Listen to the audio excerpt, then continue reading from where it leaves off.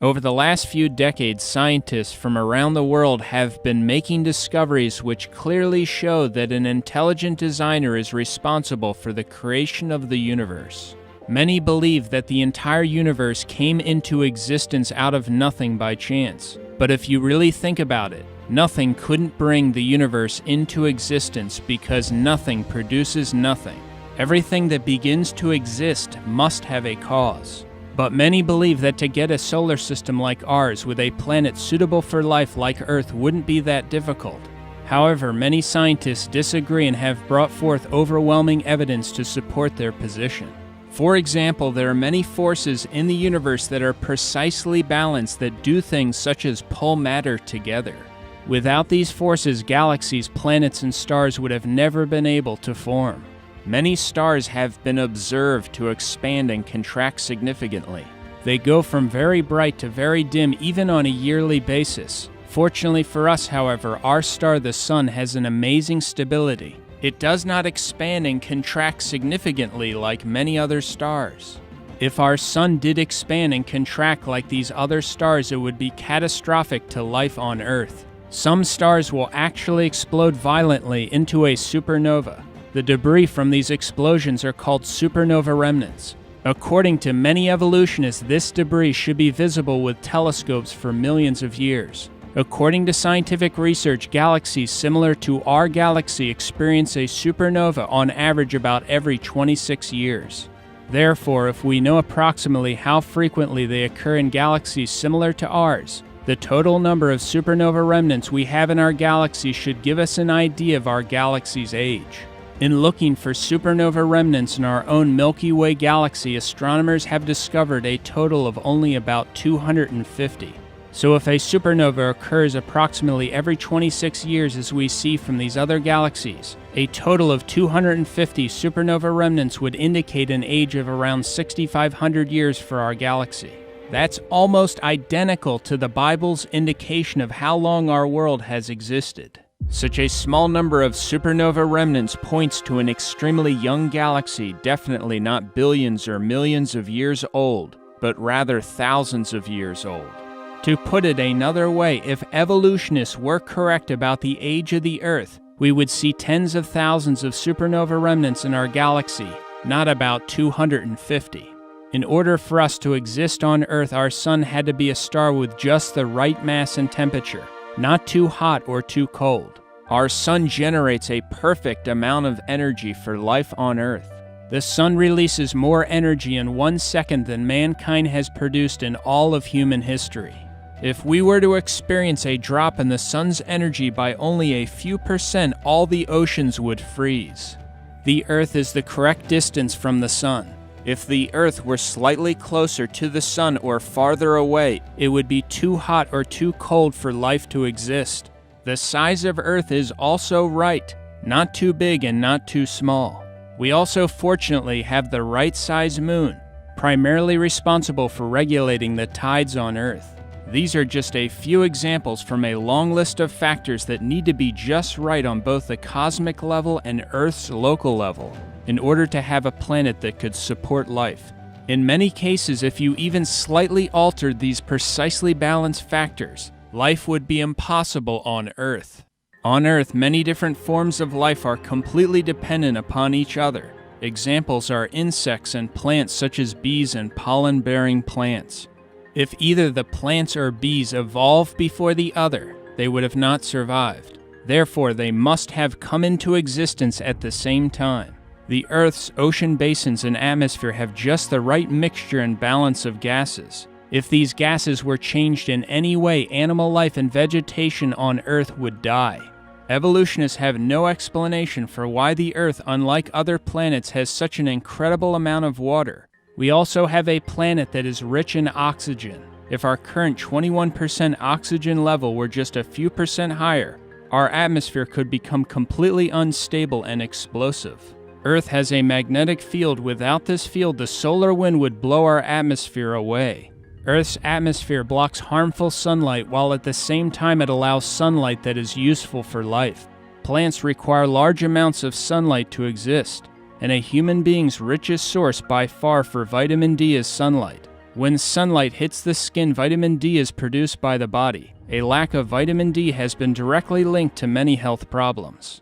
The Earth's atmosphere also happens to be transparent. This conveniently allows us to view other planets, stars, and things like eclipses. A total solar eclipse is only possible because the sun is 400 times larger than the moon and is about 400 times farther away from the Earth. The result is that during a total solar eclipse from Earth, the sun and the moon appear to be the same size, creating a perfect match. And it is only because of these total solar eclipses that we have been able to make scientific discoveries that otherwise could have never been made. Evolutionists believe that the sun, earth, and moon formed when our solar system came into existence about 4.5 billion years ago. But the moon is moving farther away from the Earth each year. So if the moon were too far away or too close to the Earth at the time humans existed, observers on Earth would never see the event of a total solar eclipse. Thus, according to evolutionists, the incredible total solar eclipse spectacle could only be seen in a tiny window of time in the solar system's existence. Isn't it interesting that humanity happens to exist on Earth during the very period of time when we could witness the event of a total solar eclipse? Another major problem for evolutionists is that the moon would have been extremely close to the Earth in the past. In fact, the moon would have gotten so close that it would have hit the Earth in far less time than 4.5 billion years ago. Evolutionists claim that our solar system emerged from a cloud of swirling dust. Therefore, the composition of the various planets and their temperature should be similar to one another, but they are not. Those who adhere to the Big Bang Theory actually believe that all matter in the universe was originally concentrated in something much smaller than a pinhead. Then it exploded, expanded, and the ordered system of things we see today came out. However, there are big problems with the Big Bang Theory. First, if you concentrated all the mass in the universe in that much smaller than a pinhead starting point, there would have been so much gravity there that nothing would be able to escape it. Second, explosions don't produce order, they destroy order. So it would be impossible to have an almost endless number of ordered things emerge from an explosion. Also, if a Big Bang exploded everything, the planets and moons would be spinning in the same direction based upon a law called the conservation of angular momentum. But we have moons and planets spinning both forward and backward. Comets are also estimated by evolutionists to be billions of years old. Comets frequently collide with planets and the sun. Comets are called dirty snowballs because a significant part of a comet is made up of ice. When comets travel in space and move closer to the sun, they begin to lose mass as they are burned up by the sun. Therefore, comets could only last maybe 10,000 years before all of them would be burned up. Interestingly, other things that could only last around 10,000 years are soft tissue, blood cells, and DNA. Yet all these things were recently found in dinosaur bones. This shows that dinosaurs existed thousands of years ago, not 65 million years ago as evolutionists claim. Another huge problem for evolutionists is the Earth's current human population number of 7.3 billion. How long would it take to go from 2 humans to 7.3 billion humans? It actually wouldn't take that long. In recent history, the yearly growth rate average hit its highest mark in 1963 with a growth rate of 2.19%. The world population is currently growing at about 1.14% per year. But if we started with 2 humans, how long would it take to reach our current 7.3 billion humans using, say, a 2% yearly growth rate? The answer is that it would only take about 1,100 years. Since evolutionists believe that we have been on Earth significantly longer than 1,100 years, why don't we have a dramatically higher number of people on Earth?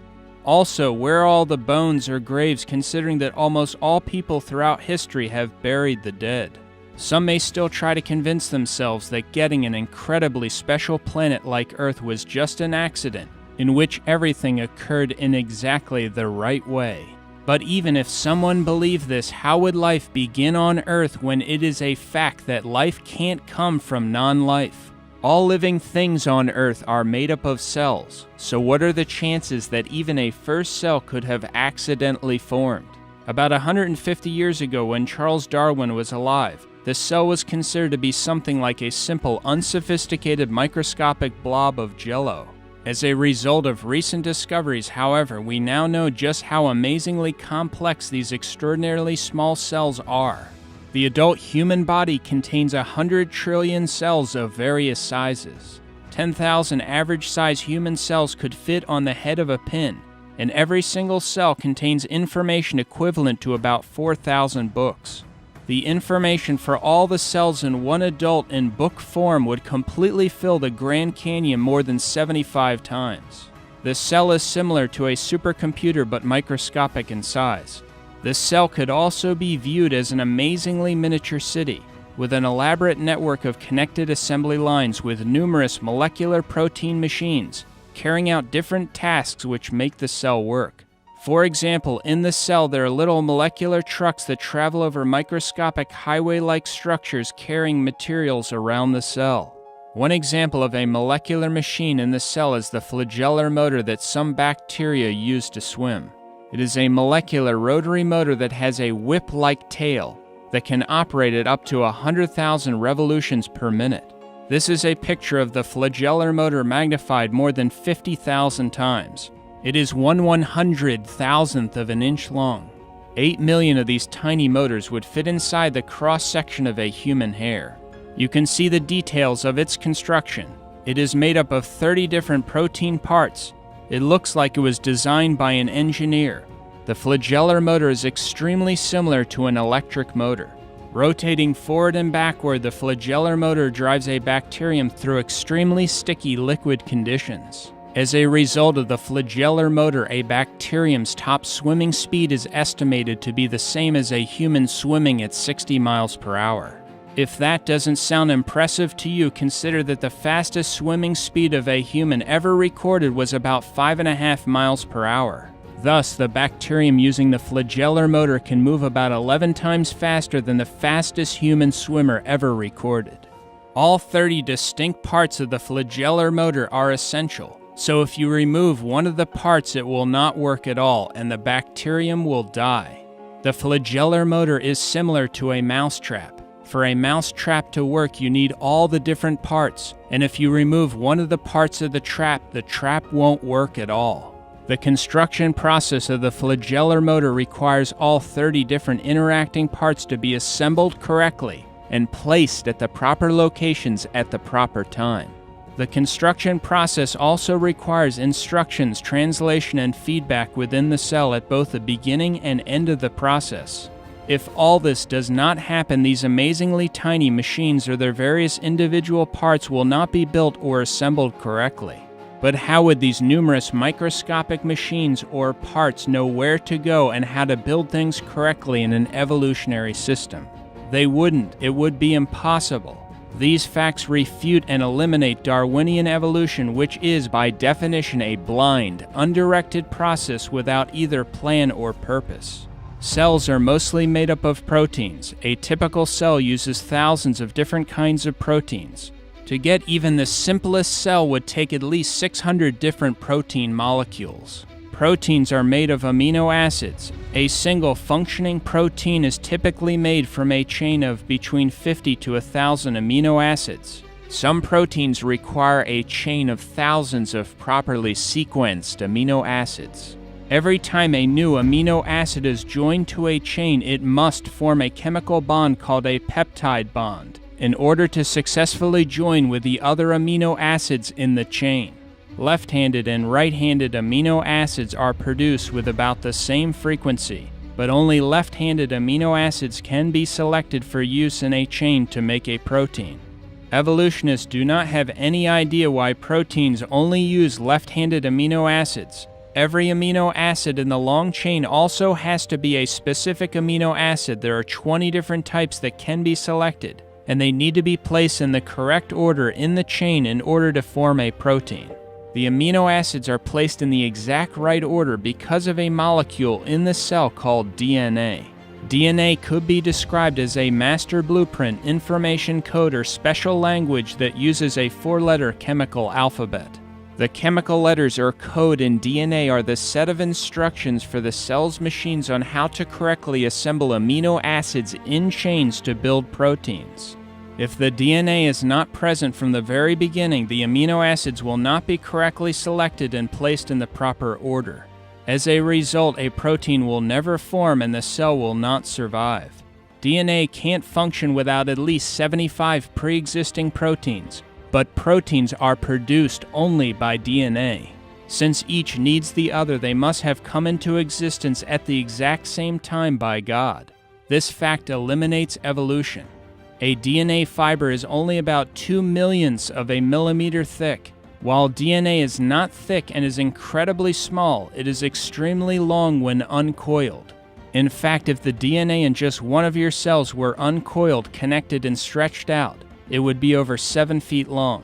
It would be so thin that its details could not be seen even under an electron microscope. If all the DNA in your body were placed end to end, it would stretch from here to the moon more than 500,000 times. If you took a set of DNA from every person who ever lived and placed it in a pile, it would weigh less than an aspirin. Yet the information storage density of DNA is many times greater than the most advanced silicon computer chip. Bill Gates described DNA saying, quote, "DNA is like a computer program, but far, far more advanced than any software ever created." But having the complex DNA instruction program is not enough by itself.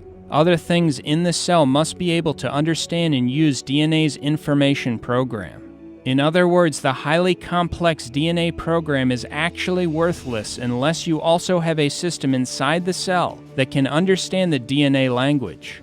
To understand this better, imagine that DNA is a complex CD or DVD disc.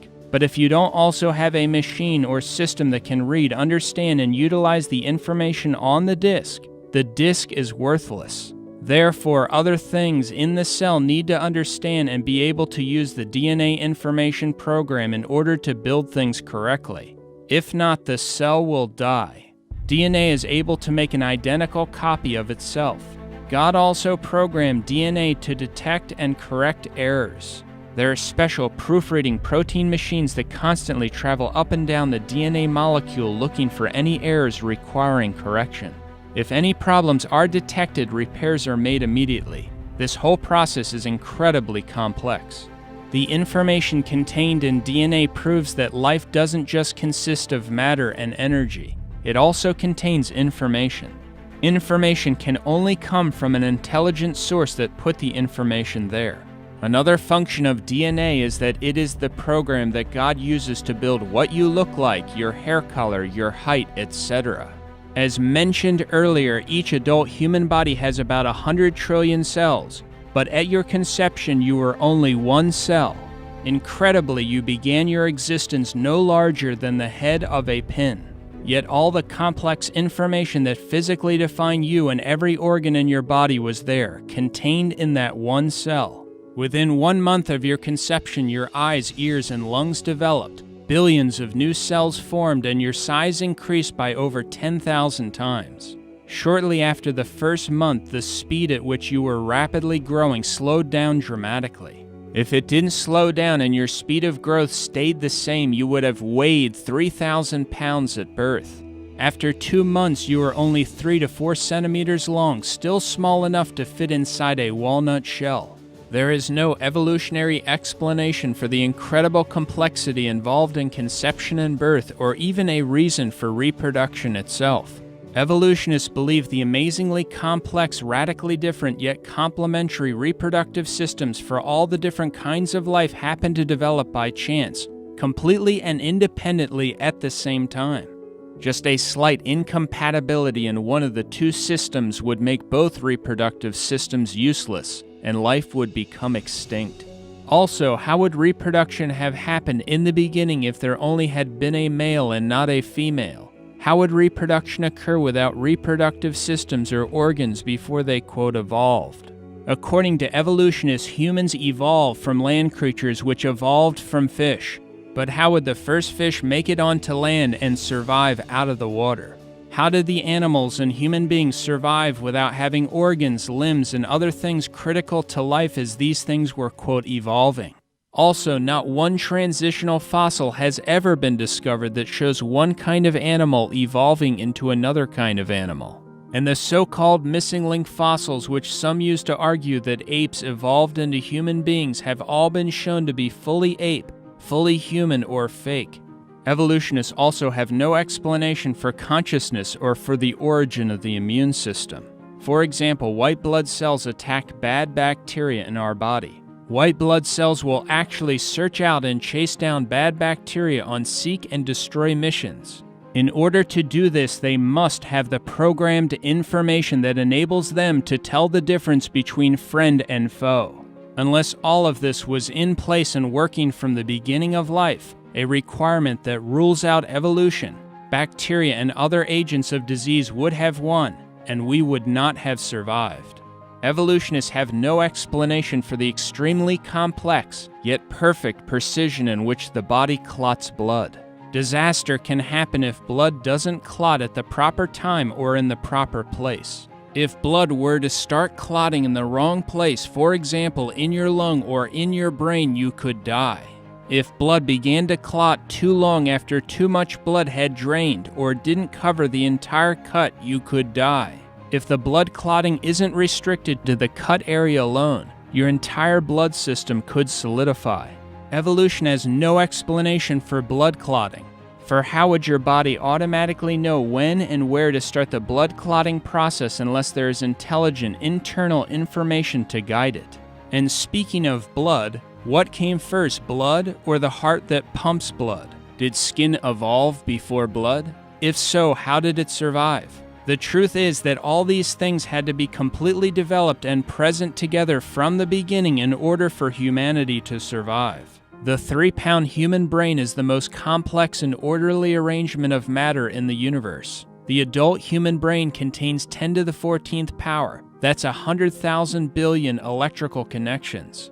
That's more than all the electrical connections and all the electrical appliances in the world. On the back of your eyeball is the retina. It is less than 1 square inch. Yet that 1 square inch contains over 137 million light-sensitive cells, all of which are wired to the brain. The human eye can heal itself and is self-cleaning. The eye also has automatic focusing, enabling a person to distinguish millions of colors. If your eye were off even by a slight degree, you would see double. These facts are just some of the evidence that proves we were created by God. And we find clear evidence of God's creative power and intelligence not only in the design of man, but also in the incredible complexity of animals and insects. This is covered in detail in the video series Incredible Creatures That Defy Evolution. Some believe that the complexity of life in the universe can be explained by the possibility that an alien race created it. But do you really believe that aliens have the power to create the Earth? Or how about something the size of the sun?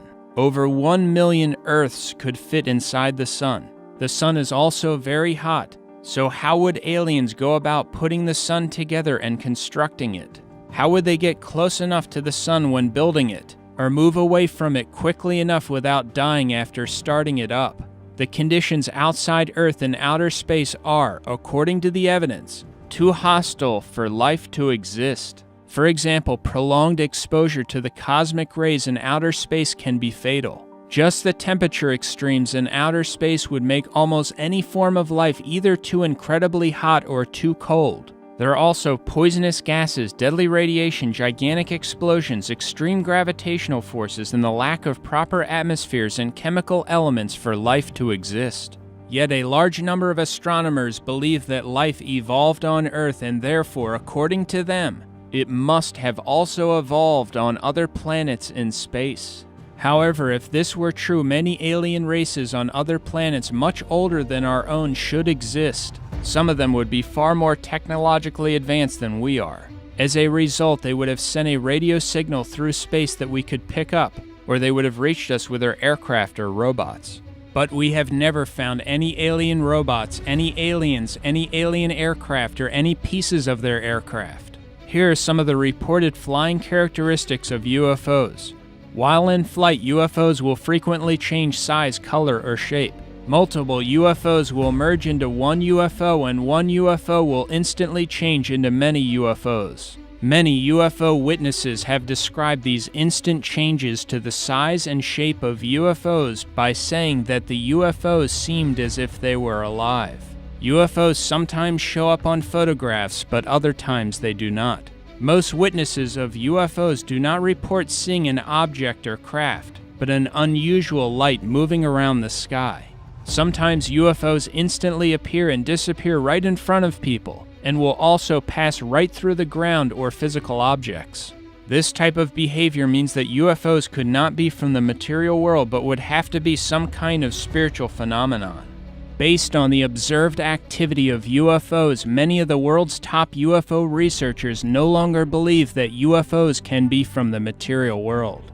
Also, most of the so-called UFO abductees can only, quote, remember their, quote, experiences after being put under hypnosis, proving that their so-called experiences with aliens were not real. These issues are covered in much more detail in my book, UFOs, Demonic Activity and Elaborate Hoaxes Meant to Deceive Mankind. If ETs really existed, it wouldn't take them very long to discover what they needed to know about Earthlings. As a consequence, they would have already taken us over, destroyed us, or revealed themselves clearly to humanity. The organization SETI, Search for Extraterrestrial Intelligence, has been scanning the skies for decades looking for intelligent life. But they have never picked up even one signal from outer space that would indicate an alien race exists. Those searching for ETs have said that if they did pick up even one complex signal, it would prove that an intelligence must have produced it. But why don't they apply that same standard and employ the same thought process to DNA? If they did, they would realize that the complex information in DNA proves that an intelligence put it there. Because whenever you find complex information, it is always traced back to a mind. For the best book refuting the theory of evolution from all aspects of science, including the scientific evidence of a global flood, see Dr. Walt Brown's book In the Beginning. Another interesting DVD is called Intelligent Design: Unlocking the Mystery of Life. For another video that discusses creation, see my video Creation and Miracles, condensed version.